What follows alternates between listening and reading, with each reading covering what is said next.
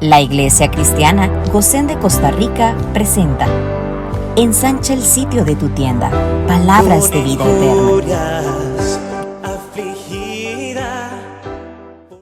Mi hermano y mi hermana, desde aquí queremos darte la más cordial bienvenida. Damos gracias a Dios porque en Él no hay casualidades, hay propósito. De manera que si tú nos has sintonizado, de seguro es porque hay un mensaje, una palabra de parte del Señor. De donde quiera tú nos estés viendo, queremos decirte que eres muy bienvenido. Vamos juntos entonces a abrir el libro santo y a extraer el rema del Espíritu, que es la palabra iluminada del Señor. Así que mi hermano y mi hermana, vamos, escudriñemos el santo libro. Amén. Segunda de Pedro, capítulo 1, en el verso 12, la porción que vamos a leer. Por esto yo no dejaré de recordaros siempre estas cosas, aunque vosotros las sepáis y estéis confirmados en la verdad presente. Muy bien, amados, como ustedes saben, por una instrucción de Dios, hemos estado compartiendo acerca de este pasaje. El mensaje titulado Confirmados en la verdad presente. Confirmados en la verdad presente. Hoy quiero enseñar un aspecto muy importante de la verdad presente. Y esto tiene que ver con cómo actúa Dios frente al pecado de todos aquellos que se arrepienten de corazón.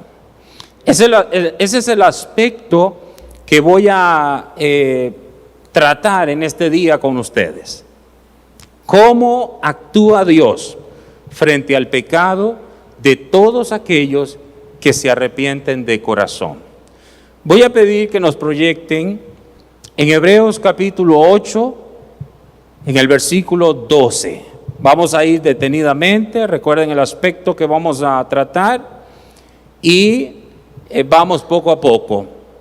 Entonces, dice aquí las Escrituras, porque seré propicio a sus injusticias y nunca más me acordaré de sus pecados y de sus iniquidades.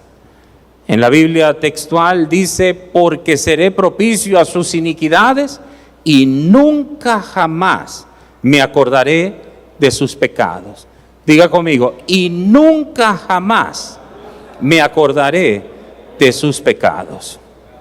Me acordaré de sus pecados. Mis hermanos, aquí voy a demandar de ustedes mucha atención para que puedan ver algo muy importante.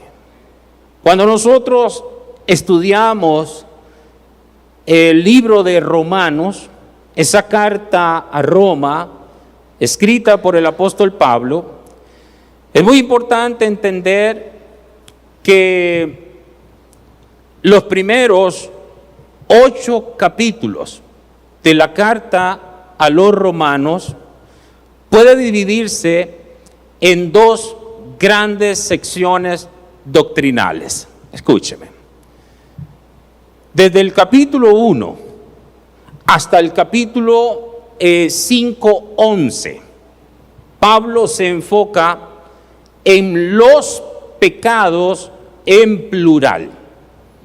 Desde el capítulo 1 hasta el capítulo 5 y el verso 11, el mensaje que trata el apóstol es acerca de los pecados en plural. Cuando yo digo los pecados, yo me refiero entonces a los actos de desobediencia que todos los seres humanos cometen y por los cuales están bajo condenación. Los pecados. Eso habla de plural. Los pecados. Entonces, cuando nosotros vamos a partir de Romanos capítulo 5, del verso 12 hasta el verso 8, el apóstol aborda una segunda sección, pudiéramos decir, pero está centrada en el pecado en singular. Los pecados y el pecado. Y es importante hacer esa distinción, porque una cosa es el pecado y otra cosa los pecados. Y cuando digo el pecado, no estoy hablando de los actos, sino la naturaleza pecaminosa heredada de Adán, que habita en el ser humano y lo esclaviza. Así que Pablo enseña que Cristo no solo murió para perdonarnos, sino también para vencer el poder del pecado en nosotros, y que al estar unidos a Él por la fe, ya no vivimos bajo el dominio del pecado, sino que somos llamados a andar en novedad de vida por el poder del Espíritu Santo. El pecado en singular se refiere a la naturaleza pecaminosa, a la condición interna del ser humano desde la caída de Adán. Es esa inclinación al mal, esa raíz corrupta que habita en nosotros y nos impulsa a actuar contra la voluntad de Dios. Veamos, por ejemplo, Romanos 5:12. Romanos 5:12. Dice, por tanto, como el pecado entró en el mundo por un hombre, y por el pecado la muerte, así la muerte pasó a todos los hombres por cuanto todos pecaron.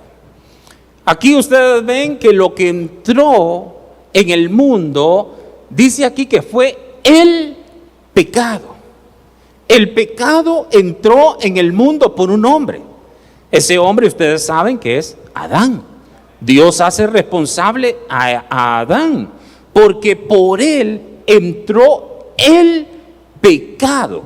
Y cuando yo estoy hablando aquí de el pecado, mis hermanos, ustedes tienen que entender, repito, que aquí se refiere a la naturaleza pecaminosa.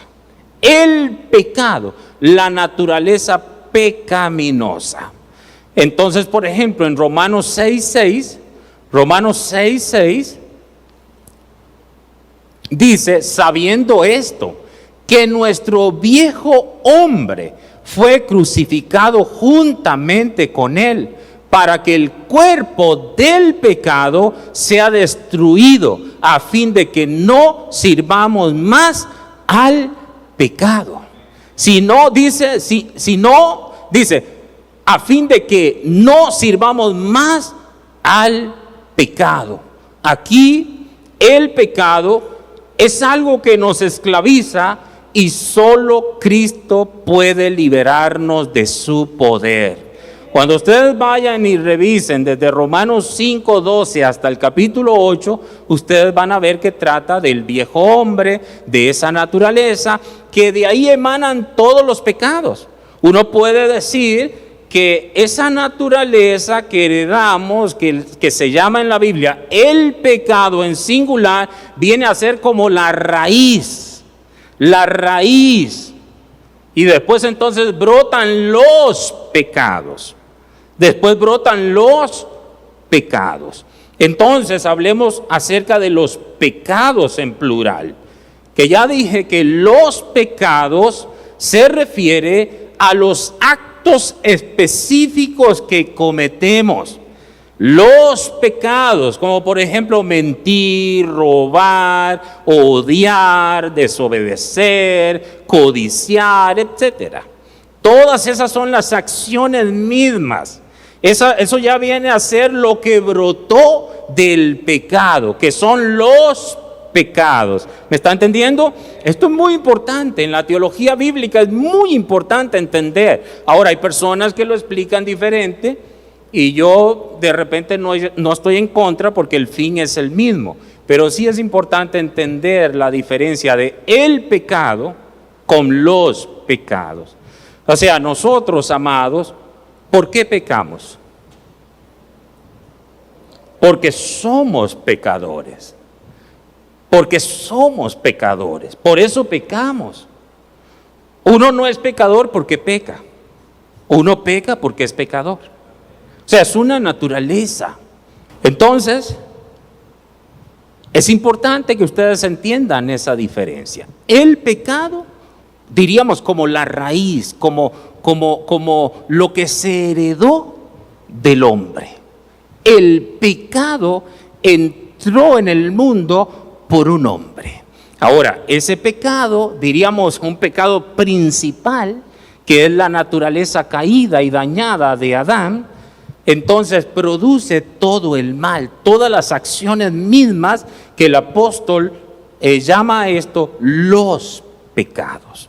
Entonces los ejemplos bíblicos que voy a dar es Primera de Juan capítulo 1 en el verso 9. Primera de Juan capítulo 1 en el versículo 9.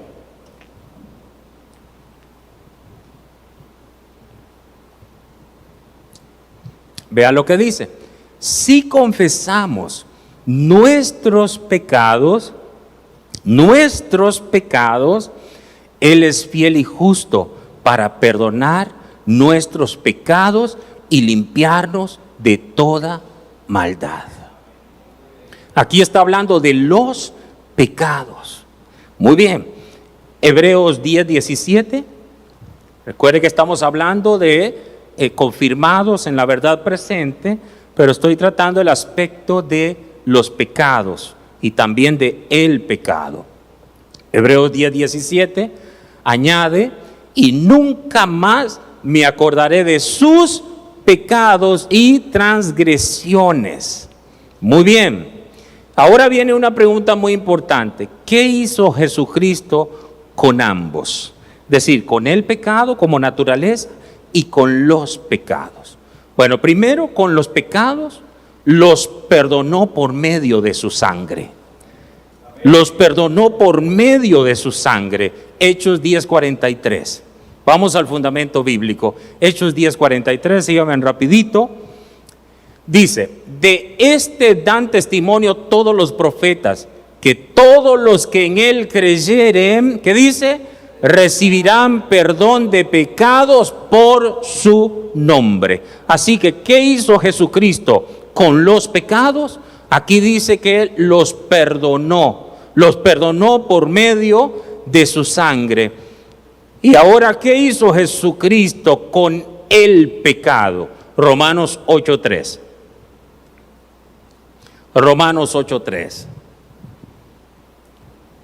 Porque lo que era imposible para la ley, es decir, el antiguo pacto, por cuanto era débil por la carne, Dios, enviando a su Hijo en semejanza de carne de pecado, y a causa del pecado, ¿qué dice? Condenó al pecado en la carne. ¡Qué tremendo! Condenó al pecado en la carne. Ahora van a leer conmigo Juan 1:29. Juan 1:29. Vean aquí. El siguiente día vio Juan a Jesús que venía a él y dijo, escuchen: he aquí el Cordero de Dios que quita, ¿qué dice? Que quita el pecado del mundo. Revisen este pasaje con el anterior. Oiga, que quita el pecado del mundo. O sea, Él trató con el pecado una vez y para siempre. Entonces, entiendan el pasaje que el anterior leyendo este. Vamos a leer este y regresamos al anterior, que es el que yo mencioné en Romanos 8:3. Pero otra vez dice: el siguiente día vio Juan a Jesús que venía a él y dijo: he aquí el Cordero de Dios que quita el pecado del mundo. O sea, lo quita, trata con él, el pecado del mundo. Ahora el 8:3, por favor. Porque lo que era imposible para la ley, por cuanto era débil por la carne, Dios, enviando a su Hijo en semejanza de carne de pecado, y a causa del pecado condenó al pecado en la carne. Mis hermanos, mientras ellos preparan Hebreos 9:26, para terminar esa pequeña explicación de el pecado y los pecados, porque al final Cristo trató con ambos. Cristo trató con todo. Uno puede generalizar, pero resulta que en la Biblia no se generaliza, sino que lo explica. Y por eso es importante entender pecado, o sea, el pecado como una naturaleza, y los pecados como lo que produce esa naturaleza. Eso es todo lo que yo quiero. Yo me detengo ahí porque como estoy hablando de un aspecto que es importante, que tiene que ver con el pecado, por eso es que tengo que tomar el tiempo y explicar eso, mis amados.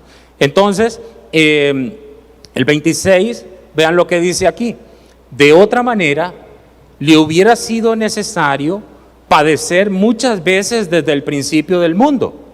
Pero ahora, en la consumación de los siglos, se presentó una vez para siempre por el sacrificio de sí mismo para quitar de en medio el pecado. Cristo quitó de en medio el pecado. Esto que dice aquí el escritor de Hebreos es lo mismo que dice Juan cuando ve al Cordero. He aquí el Cordero de Dios que quita el pecado. Y aquí dice que, otra vez por favor, ¿dónde estábamos? Disculpen. Aquí dice, amados, que de otra manera le hubiera sido necesario padecer muchas veces desde el principio del mundo. Pero ahora, en la consumación de los siglos, se presentó una vez para siempre por el sacrificio de sí mismo para quitar de en medio el pecado. Por eso es que Cristo venció el pecado. Cristo, mis amados, ustedes saben que en su vida inmaculada, Él venció el pecado. En su vida inmaculada, Él venció el pecado. Y en su muerte, Él venció la muerte. Por eso es que Cristo, como dice la Escritura, que para esto apareció el Hijo de Dios, para deshacer las obras del diablo, porque Cristo vino a desarmar al diablo, de manera que lo dejó sin armas, porque las armas con las que el diablo subyugaba al hombre, mis amados, eran dos: una, el pecado, y dos, la muerte. Por eso es que Cristo es la única esperanza de gloria. Demos gloria al Señor. Amén. Muy bien. Hebreos 8, vamos a leer el contexto, verso 6 hasta el verso 12.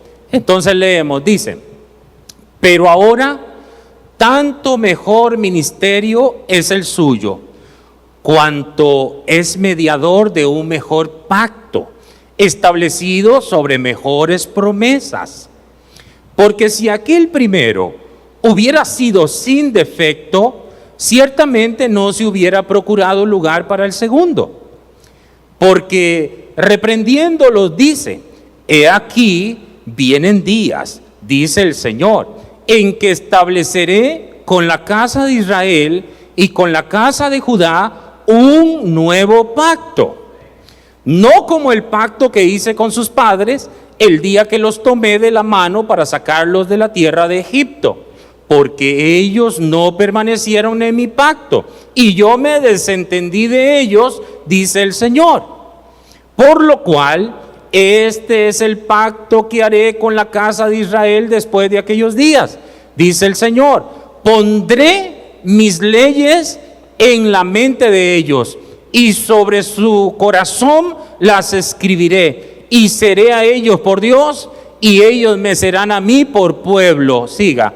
Y ninguno enseñará a su prójimo, ni ninguno a su hermano diciendo, conoce al Señor, porque todos me conocerán, desde el menor hasta el mayor de ellos, porque seré propicio a sus injusticias y nunca más me acordaré de sus pecados y de sus iniquidades. Mis hermanos, primero voy a mencionar algo que es muy importante no dejar pasar en el versículo 7. Si quieren lo colocan en pantalla, en el verso 7, que no quiero dejar pasar esto. Dice, porque si aquel primero hubiera sido sin defecto, ciertamente no hubiera procurado lugar para el segundo. ¿Qué es lo que hace que el primer pacto fuera defectuoso? El hombre. El pacto como tal era perfecto, justo y santo como Dios, porque la ley es el carácter de Dios. Muy bien, pero entonces aquel primero de ambos pactos dice que no fue perfecto, es decir, no tuvo éxito en conseguir llevar a una relación ideal entre el hombre y Dios. Ahora, nunca había sido concertado como pacto definitivo. Por eso es que cuando hablamos del segundo pacto, en este contexto, que es el pacto eterno, el pacto nuevo es el pacto eterno. Este pacto, el primero, nunca, mi querido hermano, había sido concertado como un pacto definitivo, sino que era preparatorio para la venida de Cristo. Qué lindo, ¿verdad? Cómo decir estas cosas de muchas maneras, de muchas maneras. El primer pacto, el antiguo, era preparatorio para la venida de Cristo. Ahora, el hecho de que se menciona más adelante un segundo pacto hace evidencia, o hace evidente, quiero decir, que el primero no era ideal. Muy bien, el versículo 12, por favor, porque ahí es donde está nuestro tema, el versículo 12. Mis hermanos, como ustedes ven, el contexto de este versículo tiene que ver con el nuevo pacto, o sea que tiene que ver con la verdad presente, tiene que ver con todos los beneficios que tenemos, amados, hoy día por Cristo. Como orábamos ahora, estamos completos en Él estamos completos, hemos sido enriquecidos en Él. Por eso no debemos cansarnos de ninguna manera de dar gracias a Dios por nuestro Señor Jesucristo. Esto es muy importante, es muy importante. Ahora entonces, de acuerdo al pasaje, lo mejor de todo es que el nuevo pacto promete misericordia para un pueblo injusto y el eterno olvido de sus pecados. Y aquí es importante hacer memoria de lo que diríamos se hacía en el antiguo pacto. Ustedes saben que la ley, el antiguo pacto, era inflexible. Por eso es que la Biblia dice que toda transgresión y desobediencia recibió justa retribución. Mis hermanos, la ley, entiéndase por ley, el antiguo pacto, no podía resolver de manera eficaz la cuestión de los pecados. ¿Qué era lo que hacía la ley? Proveía para la expiación de los mismos. Expiaba los pecados. ¿Qué hacía la ley? Expiaba los pecados. Pero no, es decir, una expiación, pero no una eliminación. Porque resulta que cada año ellos traían nuevamente sus pecados en mente. Sus pecados en mente. Por eso es que la palabra para expiación proviene del verbo que significa cubrir. Entonces lo que hacía era cubrir. De manera que los sacrificios prescritos en la ley hacían al hombre, diríamos, ceremonialmente limpio. Ceremonialmente limpio. Eso es lo que hacía la ley.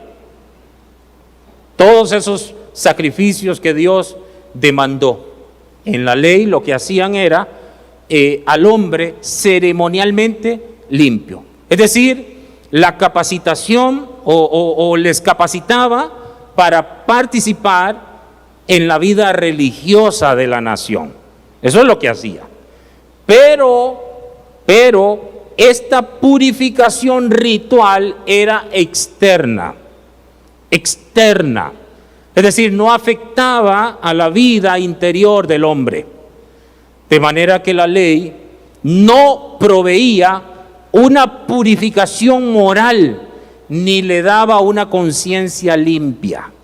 Esto solo lo logra no el que expía, no el que cubre, el que quita el pecado del mundo, el que vino a bregar, a tratar con el pecado y a vencer el pecado, a quitar el pecado y a tratar con los pecados.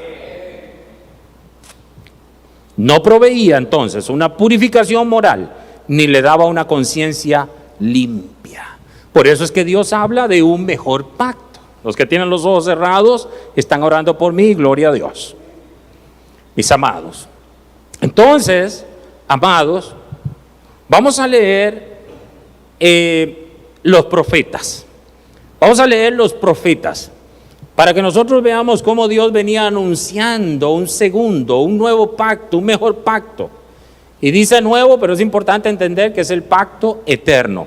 Vamos a los profetas para que ustedes vean esto. Recuerden que estoy hablando de el aspecto de cómo trata a Dios, es decir, qué hace Dios con nuestros pecados. ¿Qué hace Dios con nuestros pecados? Para esto es necesario entender el nuevo pacto. Naturalmente hoy estoy hablando no de la mayordomía nuestra, sino de lo que Dios ha hecho en favor de nosotros por medio de Jesucristo. Así que vamos a Jeremías, capítulo 31, en los versos 34. He aquí que vienen días, dice Jehová, en los cuales haré nuevo pacto con la casa de Israel y con la casa de Judá. No como el pacto que hice con sus padres el día que tomé su mano para sacarlos de la tierra de Egipto, porque ellos invalidaron mi pacto, aunque fui yo un marido para ellos, dice Jehová. Pero este es el pacto que haré con la casa de Israel después de aquellos días, dice Jehová. Escuchen, daré mi ley en su mente y la escribiré en su corazón, y yo seré a ellos por Dios y ellos me serán por pueblo. Un momentito, regresen por favor. Exacto, vean aquí. ¿Saben ustedes dónde logra Dios esto? En el nuevo nacimiento. Por eso es que en el nuevo corazón ya la ley está escrita. Ya Dios, escúcheme, en el antiguo pacto Dios escribió la ley en tablas de piedra. En el nuevo pacto Dios escribió su ley en las tablas del corazón. No del corazón del hombre viejo, del corazón del hombre nuevo. De modo que si alguno está en Cristo, nueva creación es una nueva criatura, es otro ser. Dios cumple su pacto en el nuevo nacimiento. Pero para Dios cumplir su pacto en el nuevo nacimiento, tenía que venir Cristo y hacer todo lo que Él hizo. ¿Y qué fue lo que hizo Cristo? Abrir el camino nuevo y vivo, para que el Padre hiciera todo lo que se había dispuesto desde antes de la fundación del mundo a hacer. Esto es maravilloso. Entonces, dice Dios, pero este es el pacto que haré con la casa de Israel después de aquellos días, dice Jehová. Daré mi ley en su mente y la escribiré en su corazón. Y yo seré a ellos por Dios y ellos me serán por pueblo. Sigue. Y no enseñará más ninguno a su prójimo, ni ninguno a su hermano, diciendo, conoce a Jehová, porque todos me conocerán, desde el más pequeño de ellos hasta el más grande, dice Jehová, porque, escuchen, porque perdonaré la maldad de ellos y no me acordaré más de su pecado.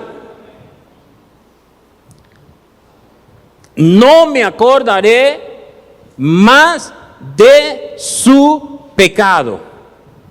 Hermoso es esto, saber que en la mente de Dios ya no está de ninguna manera presente nuestros pecados, porque Dios ve, oye bien, a Cristo y por Él quedó plenamente satisfecho.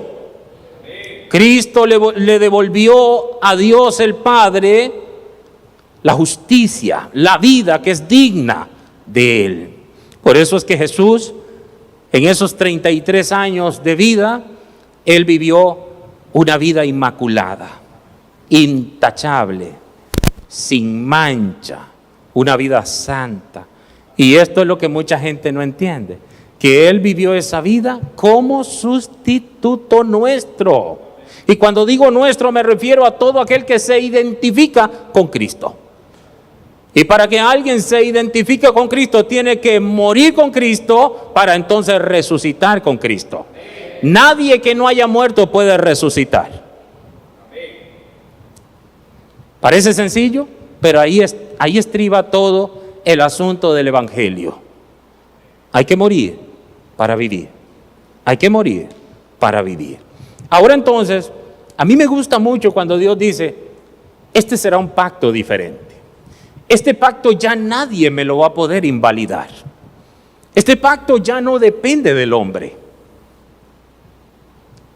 El hombre hizo que mi primer pacto fracasara, dice Dios. Ahora, entendemos perfectamente, ya dije que ese pacto era preparatorio para el segundo. Porque ese pacto lo que buscaba lo encontró, lo logró. Decirle al hombre, mira, este es Dios, esto es lo que Dios demanda de ti, pero mira que tú no lo puedes cumplir. Tú no puedes. Tú no puedes. Y aparece el pacto señalando a Cristo. Señalando a Cristo. No dice, no puedes, pero ahí hay uno que puede. No puedes, pero ahí hay uno que puede. Esa es la verdad presente. Ese es Jesucristo. Ahora vayamos a otro profeta. Recuerden que esto está hablando muchísimos años atrás, antes de que viniera Cristo, muchísimos años atrás. Entonces, en Ezequiel 36, en los versos 26 y 27, yo quiero que ustedes vean cómo en lo que vamos a leer, cómo está presente Dios. Esto no es lo que el hombre va a hacer, esto es lo que Dios va a hacer. Porque en el nuevo pacto no es tanto lo que el hombre va a hacer, sino lo que Dios va a hacer. Y eso es lo hermoso. Es Dios en acción, es Dios manifestando su amor y su poder. Dice aquí, verso 26, oigan, os daré corazón nuevo. ¿Quién va a hacer eso? Dios. Dice, y pondré espíritu nuevo dentro de vosotros. ¿Quién va a hacer eso? Dios. Vean lo que daré, pondré. Y dice, y quitaré de vuestra carne el corazón de piedra y os daré un corazón de carne. Wow. Sigue. Y pondré dentro de vosotros mi espíritu y haré que andéis en mis estatutos y guardéis mis preceptos y los pongáis por obra. Esto Dios lo está anunciando a través del profeta Ezequiel, muchos siglos atrás. Dios estaba profetizando lo que Él iba a hacer en Cristo Jesús. Wow. Entonces, amados, daré, pondré, quitaré, haré. Ese es Dios hablando. Ahora vayan, por favor, a otro profeta. Es Isaías 43:25. A mí me gusta porque estamos aplicando a la luz del nuevo pacto el antiguo pacto. O sea, aquí estamos en los profetas para que ustedes vean la riqueza de la Biblia completa. Isaías 43:25 dice, yo soy el que borro tus rebeliones por amor de mí mismo y no me acordaré de tus pecados. ¿Qué hace Dios con el pecado? No se acordará, los borra, los elimina, los quita y nunca más hace memoria de ellos. Y eso es sabio, amados, que nosotros podamos hacer. Y es bueno entender lo que Cristo ha hecho, para entonces no cargar con una conciencia de pecado. Si tú cargas con una conciencia de pecado, pueden ser dos cosas. Una, que no hayas nacido de nuevo. Y dos, que también puede ser que no hayas entendido lo que ha hecho Cristo por ti. Porque si tú has nacido de nuevo y entiendes lo que Cristo ha hecho por ti, ya no debes de ninguna manera cargar con una conciencia de pecado, porque el asunto de pecado ya quedó resuelto en la vida de Cristo. Y por eso es que yo estoy hablando de una verdad que es presente y que te bendice a ti, porque te libera. Ya tú no tienes que ir, querido hermano, año tras año y hacer memoria de los pecados pasados. No, eso ya quedó resuelto en la vida misma de Cristo el Señor. Eso ya quedó resuelto. Recuerden ustedes que la justicia de Cristo nos fue adjudicada a nosotros. ¿Qué es lo que nosotros tenemos? ¿Con qué es que nosotros contamos? ¿Qué es lo que tenemos? La vida de Cristo. Esos 33 años de vida inmaculada. ¿Cómo nos ve el Padre a través de Cristo? Nos ve limpios. El único medio de salvación es Cristo. En el único que hay que creer es en Cristo. Y en nadie más, en Cristo. Identificarse con Cristo. Y eso significa morir para vivir. Es decir, para que se nos adjudique, uno tome. Porque es un intercambio. Él carga mi pecado y yo cargo su justicia. Él carga mi pobreza y yo cargo su riqueza. Eso es hermoso. Eso es hermoso. Por eso es que Cristo es tan bello, tan bueno, tan santo, tan poderoso. Porque Él cargó con mi cruz para sentarme a mí a la diestra del Padre. Eso es hermoso. Eso es hermoso. Quien entiende esto no carga con una conciencia de pecado. Todo lo contrario. ¿Sabe qué le produce el pecado? Dolor, náuseas. No quiere de ninguna manera ofender a Dios. No quiere. Mis hermanos, cada vez que alguien les recuerde un pecado pasado, ese alguien está ocupando un lugar que no es el de Dios. Está ocupando el lugar de Satanás, porque él es el acusador de los hermanos. Ese sí va y saca los pecados de donde quiera estén para acusar a los hermanos. Pero entonces cuando el diablo pretenda hacer eso, entonces Dios le dice: yo estoy muy contento con Cristo y en Él yo no he encontrado ninguna falla. En Él no hay pecado alguno. Así que anda, Satanás, te equivocaste. Te equivocaste. Y cuando vienen a tu mente esos pensamientos que te atormentan, saca a Cristo y di: un momento, yo tengo 33 años de vida inmaculada. A mí se me dio la vida misma de Cristo. Por eso la Biblia dice que estamos revestidos de la justicia de Cristo. Hermano mío, el Padre, y esto es una verdad presente, poderosa, aunque es eterna, el Padre no hace memoria más de los pecados. Los pecados pasados están resueltos. Los pecados presentes están resueltos. Y los pecados futuros están resueltos. Y esto que yo estoy diciendo es poderosísimo, es poderosísimo. Ahora usted me dice: mi pastor, pero nosotros todavía pecamos. Y yo les voy a decir a ustedes algo que es muy triste. Sí, tristemente todavía pecamos, aunque ya no practicamos el pecado. ya no practicamos el pecado. ¿Y qué es lo que pasa cuando nosotros pecamos? Que dimos lugar a la carne, porque el hombre nuevo no peca, no practica el pecado. Entonces, cuando uno anda en el Espíritu, uno no peca. ¿Y saben por qué no peca? Porque no puede pecar. Pero cuando tú das lugar a la carne, por eso es que el diablo se ha encargado de alimentar la carne por doquiera. Todo lo que hay en el mundo, bueno, no todo, pero yo voy a decir la mayoría, la gran mayoría de las cosas que hay en el mundo, tristemente apelan a la carne. Apelan a la carne, incentivan a la carne a sucumbir ante la tentación. Y es lo que la Biblia llama la concupiscencia. Digamos, la concupiscencia también de alguna manera puede uno decir que es la naturaleza adámica.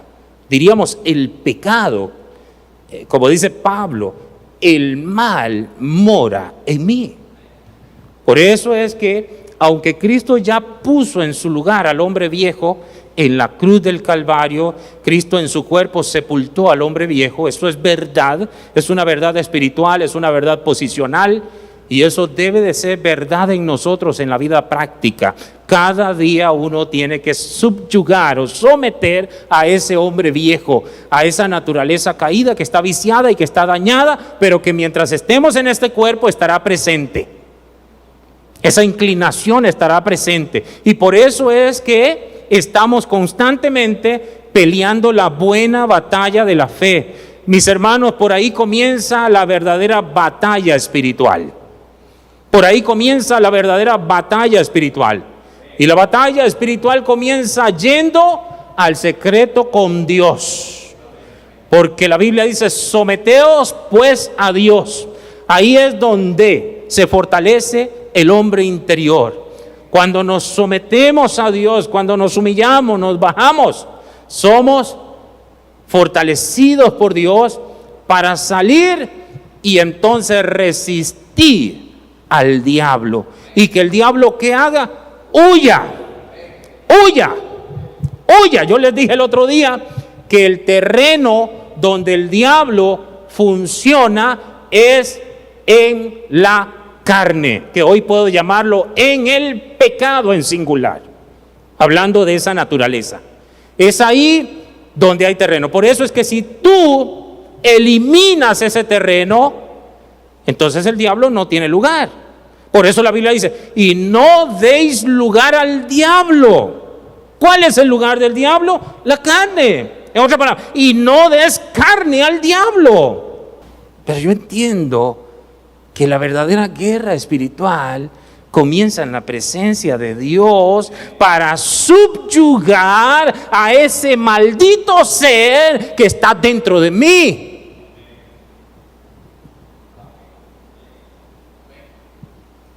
Por eso Pablo lo dijo, el mal está en mí. Yo fui vendido al pecado. Dice Pablo, yo resulta que planeo hacer esto y no lo hago. No hago lo que quiero y lo que no quiero hago. Esa es la batalla espiritual. Esa es la batalla de la fe. Pero tienes que resolver el asunto del pecado en tu mente. Porque ya para con Dios está resuelto. Porque Dios tiene a Cristo. Y como Dios tiene a Cristo, Dios está plenamente satisfecho. Porque en Cristo, que es la cabeza, Dios tiene al cuerpo también, que es la iglesia. Entonces, ¿qué tienes tú a Cristo? No pelees por nadie, sino por Cristo. Y no pretendas tener a nadie más que a Cristo. Y si lo tienes a Él, ya lo tienes todo. Si te tengo a ti, lo tengo todo. Lo tengo todo. Leímos Isaías. ¿Lo leímos? 43:25, otra vez vamos a retomarlo. Y voy a empezar a descender. Yo soy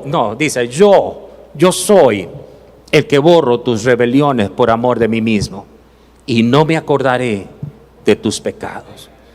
Y yo te digo a ti, si lo entiendes, no hagas memoria de tus pecados. Ya eso está resuelto. Si nosotros revisamos entre nosotros, ¿quién de nosotros no fue malo?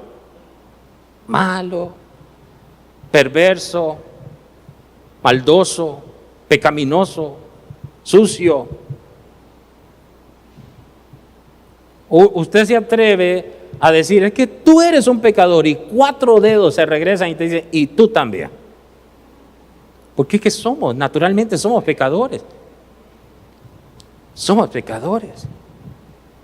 No, oye, somos pecadores que no queremos pecar, que no queremos fallar, que queremos ser fieles al Señor, que queremos honrar al Señor. Esto es tremendo lo que le voy a decir, y perdóneme, no es un juego de palabras. Nosotros somos pecadores, pero no tenemos conciencia de pecado. Ya no cargamos con una conciencia de pecado. Porque nosotros somos pecadores que hemos sido lavados con la sangre de Cristo. Hemos sido lavados con la sangre de Cristo.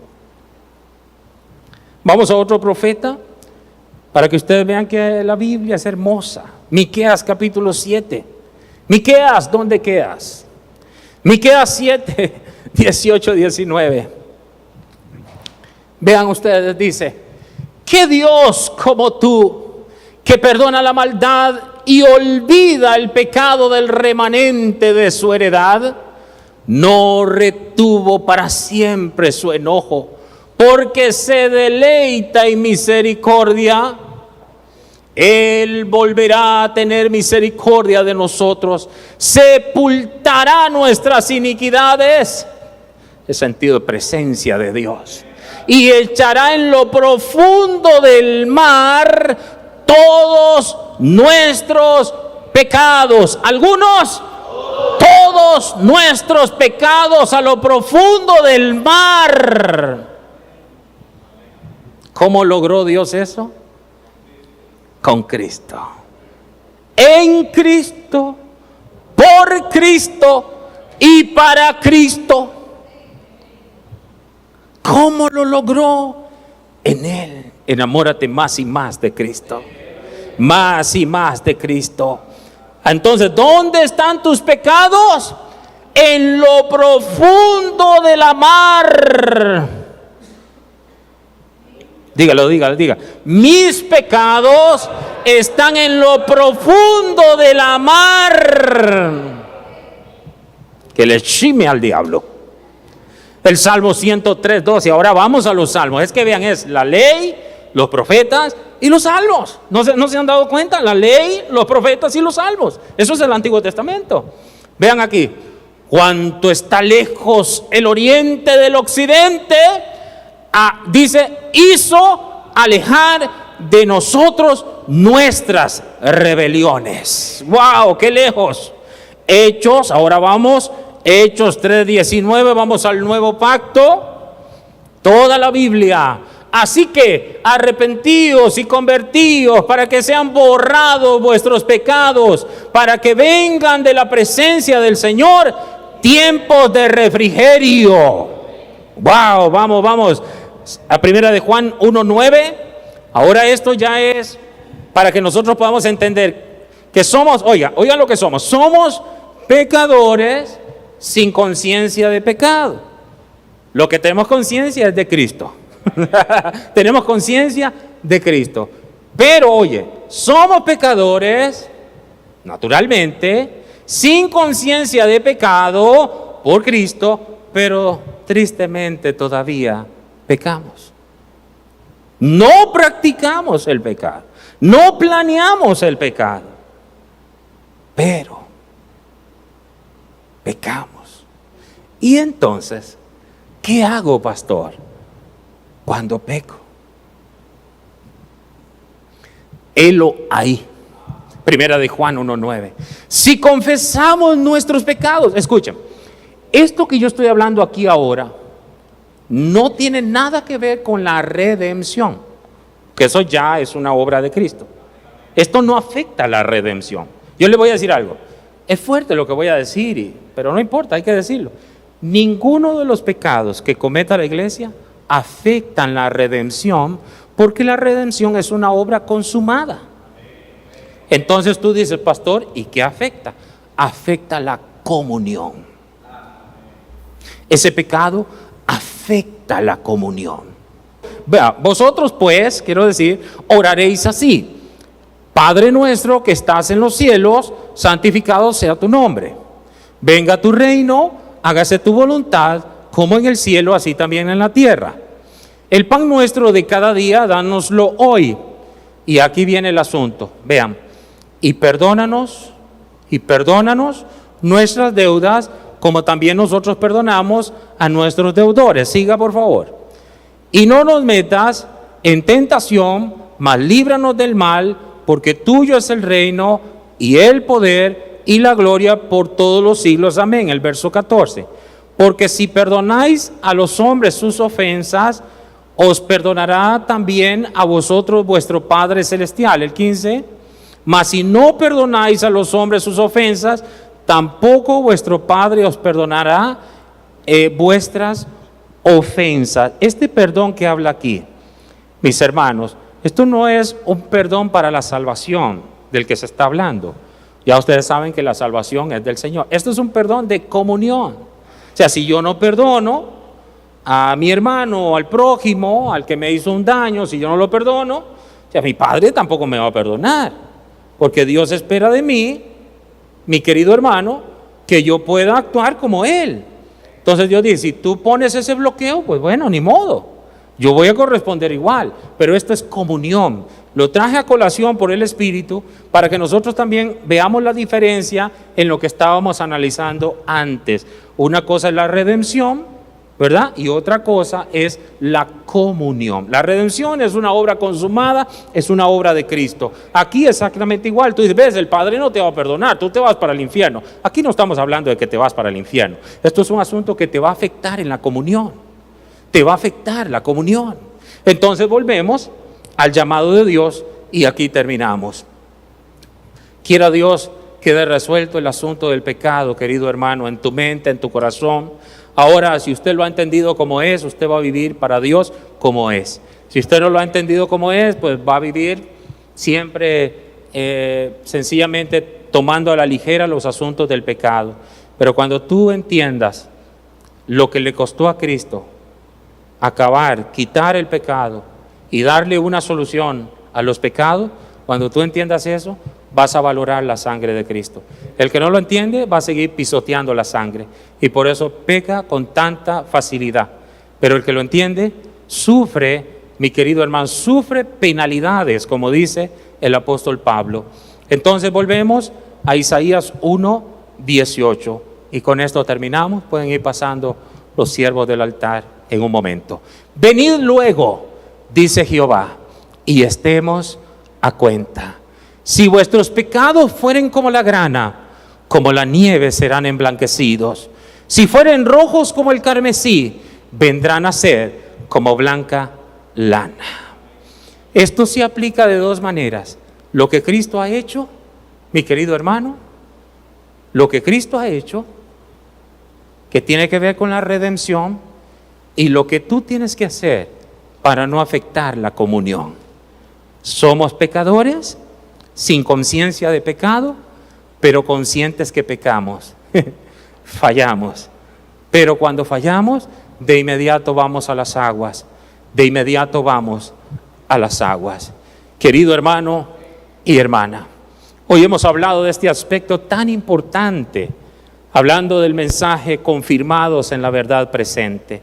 Dios ha querido que podamos ver lo que Él ha hecho por medio de Cristo para darle solución una vez y por todas al pecado.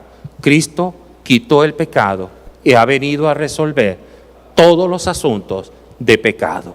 Bienaventurado aquel que corre y se identifica con el Señor Jesucristo, muriendo para resucitar y andar en novedad de vida. Que Dios te bendiga en Cristo Jesús. Shalom, shalom.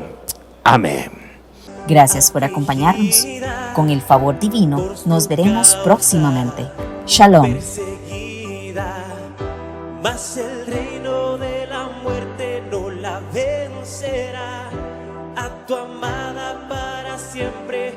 quisiera